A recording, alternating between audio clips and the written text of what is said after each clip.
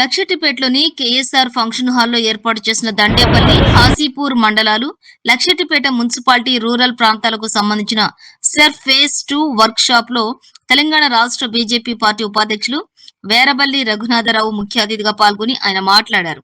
ఈ సందర్భంగా సెర్ఫ్ ఫేజ్ 2 లోని చేపట్టాల్సినటువంటి కార్యక్రమాలపై బీజేపీ నాయకులు, బూత్ అధ్యక్షులు, బిఎల్ఏ 2 లకు రఘునాథ్, వేరబెల్లి దిశానిర్దేశం చేశారు.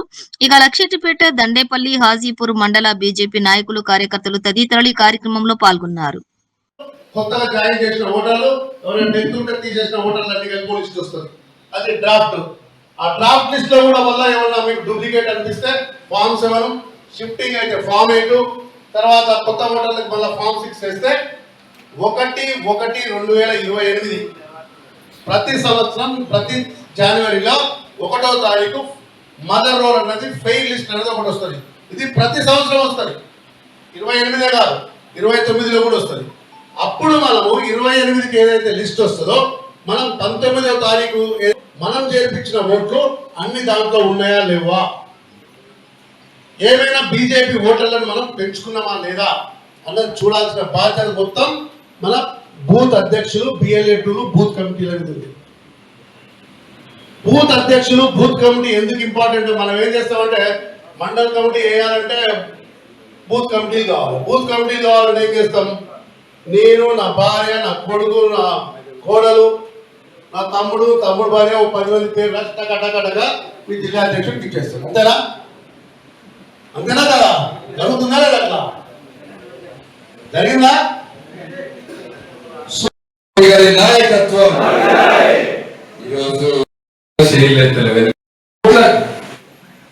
నోటిఫికేషన్స్ వచ్చాయి అంటే అవి కూడా తీసేస్తే కేవలం 150,000 మందికి మాత్రమే కరెక్ట్ గా ఓటు వచ్చింది. సరే, ఈ అభ్యంతరాలు, నోటిఫికేషన్స్ వచ్చిన వాళ్ళందరూ కూడా సరి అయిన డాక్యుమెంట్ సబ్మిట్ చేస్తే వాళ్ళకు కూడా ఓట్లు అంతే. మొత్తం ఎన్నొస్తున్నాయి? 2,18,000. ఇందులో అన్నిటికంటే ఎక్కువ పోయేది మంచిర్యాల టౌన్ లో, నస్పూర్, మంచిర్యాల నస్పూర్ పాత మున్సిపాలిటీ. ఈ కార్పొరేషన్ మొన్న మనం చూసిన కార్పొరేషన్ ఎన్నికల్లో సడన్ గా ఓట్లు పెరిగిపోయింది.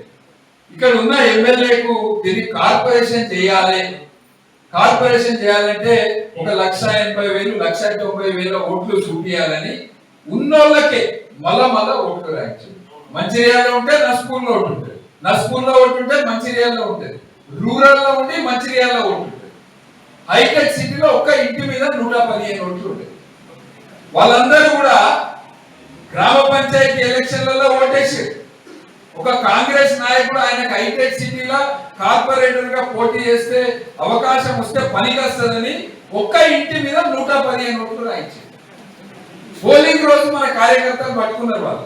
వీళ్ళంతా ఎవరు ఎక్కడి నుంచి అని తెలిస్తే వాళ్ళంతా రామకృష్ణాపూర్ గ్రామీణ ప్రాంతాల నుంచి వచ్చి ఓట్లు వేస్తారు. ఇట్లా మన మంచిర్యాల కార్పొరేషన్ కావడానికి, కార్పొరేషన్ తెచ్చినాక అక్కడ కార్పొరేటర్లను గెలిపించడానికి మన మంచిర్యాల ఎమ్మెల్యే, ఇక్కడ ఉన్న కాంగ్రెస్ పార్టీ నాయకులు ఒక పక్కా ప్లాన్ ప్రకారం ఓట్లు రాయించారు. ఇవాళ పరిస్థితి చూస్తే, ఇవాళ ఉన్న ఓట్లు చూస్తే మంచిర్యాల కార్పొరేషన్ కాదు, మంచిర్యాల కార్పొరేషన్ కాదు, దానికి అర్హత రాదు.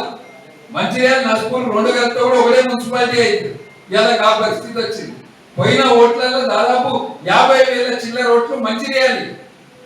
ఇట్లా కాంగ్రెస్ పార్టీ వాళ్ళు ఏదైతే దొంగ పనులు చేసిండ్రో, వాళ్ళు ఏదైతే అక్రమ పని చేసిండ్రో ఇది బయటపడుతుందనే భయంతో ఎస్ఐఆర్ ని వాళ్ళు వ్యతిరేకించారు.